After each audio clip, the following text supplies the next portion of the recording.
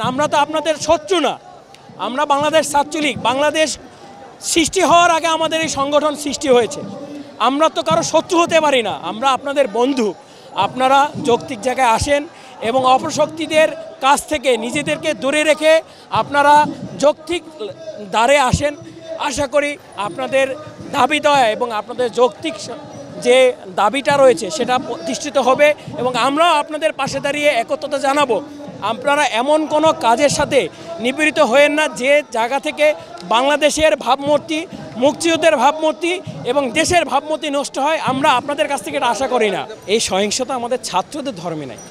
যারা করতেছে তারা ধরেন হচ্ছে এটা সুযোগ নিচ্ছে এবং তারা প্রত্যেকেই চাচ্ছে দেশের শান্তশিষ্ট অবস্থাটাকে একটা অরাজকতা সৃষ্টি করে বিগত দিনে কে কিভাবে কি করেছে সেই জিনিসটাকে পুনরুদ্ধার করে একটা দেশের স্থিতিশীল অবস্থা, যেমন আমাদের দ্রব্যমূল্যের ইটা গেল, চাপ গেল, বাইরের আপনার হচ্ছে যে যুদ্ধ চলতেছে, কিছুদিন আগে নির্বাচনটা গেল, দেশের অর্থনীতির নতুন বাজেট পেশ হয়েছে, দেশটাকে আবার নতুন করে সামনে নিয়ে এগিয়ে যাওয়ার মুহূর্তে এই যে একটা বিশৃঙ্খলা ঘটনা, আসলে যারা করতেছে তারা দেশটাকে চাচ্ছে না। ছাত্রলীগ তো আপনি দেখে থাকবেন, আমরা গত প্রায় 10 দিনের উপর থেকে কোটা আন্দোলন চলতেছে।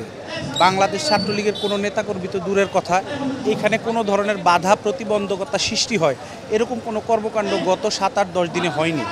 কিন্তু আপনার বুঝতে হবে, ঠিক যখনই তারা হচ্ছে গিয়ে একটা যৌক্তিক দাবিকে সহিংস পর্যায়ে নিয়ে গেছে, আমি যদি ছাত্র হই তাহলে আমার দাবি হতে পারে, আমার কোটা সংস্কারটা আমার দাবি হতে পারে, কিন্তু আমি যখন রাষ্ট্র ক্ষমতা নিয়ে কথা বলতে যাব তখন তো আমার দাবিটা আর কোটায় থাকতেছে না। ঠিক তখনই বুঝতে হবে যখন জামাত, বিএনপি, শিবির, বাম তারা একত্রিত হয়ে জননেত্রী শেখ হাসিনা যে সুন্দরভাবে আজকে দেশটা চালাচ্ছে, এই দেশটাকে অস্থিতিশীল করার জন্যই যখন তারা বক্তব্য দেওয়া শুরু করছে, ঠিক তখন থেকেই এই ঝামেলা সৃষ্টি হয়েছে।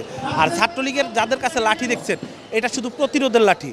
আমরা কিন্তু তাদেরকে একটাও আঘাত করিনি। তাদের থেকে যখন আঘাতটা এসেছে ঠিক তখনই ছাত্রলীগের ছেলেরা প্রতিরোধ করার জন্য হাতে লাঠি নিয়েছে। বাংলাদেশের বিরুদ্ধে তাদেরকে বিভিন্ন দল যেমন জামাত, শিবির, বিএনপি তারা তাদেরকে বিভিন্নভাবে উস্কানি দিয়ে রাজপথে নামাইছে। রাস্তাঘাট, গাড়ি ঘোড়া সব কিছু তারা বন্ধ করে দিয়ে সাধারণ জনগণের দুর্ভোগের সৃষ্টি করতেছে। আমি তাদেরকে বলবো, আপনারা ঘরে ফিরে যান, পড়ার টেবিলে ফিরে যান, পড়াশোনা করুন।